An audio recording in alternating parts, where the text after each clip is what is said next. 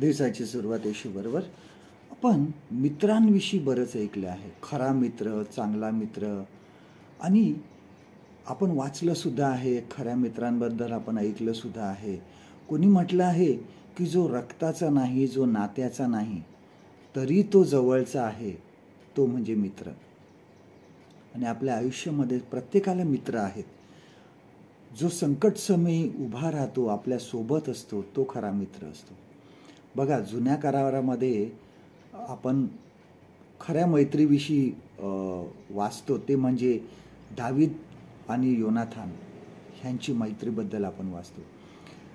दावीद हा शौलापासून पळून जात होता. शौल त्याला मारायला टपलेला होता. आणि गंमत म्हणजे योनाथान हा शौलाचा मुलगा होता.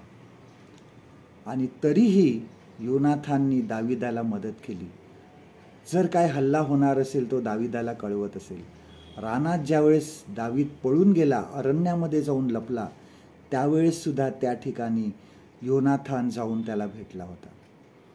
बघा, ही आपण बघतो की शेवटपर्यंत त्यांनी ती मैत्री सोडली नाही. आपल्या जीवनामध्ये सुद्धा एखादा मित्र आपण मदत करतो, ही खरी मैत्रीची भेट असते. आपण जी आपला मित्र जर अडचणीमध्ये आणि त्यावेळेस आपण मदत करतो, ती त्याला एक आपण आपल्याकडून भेट असते. आज मित्र म्हणून मी कोणाला मदत करणार आहे? आज माझ्याकडून कुठल्या मित्राला मदत जाणार आहे?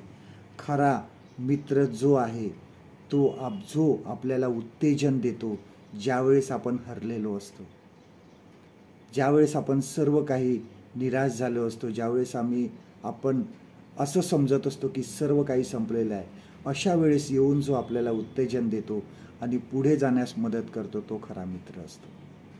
आजचं देवाचं वचन आपल्यासाठी हे आहे. नीतिसूत्र ह्याचा 17वा अध्याय आणि 17व वचन. प्रोव्हर्ब्स चॅप्टर 17 अँड वर्स 17. मित्र सर्व प्रसंगी प्रेम करतो आणि विपत्कालासाठी तो बंधू म्हणून निर्माण झालेला असतो. परमेश्वर करो आजचा दिवस तुमचा आशीर्वादित करो.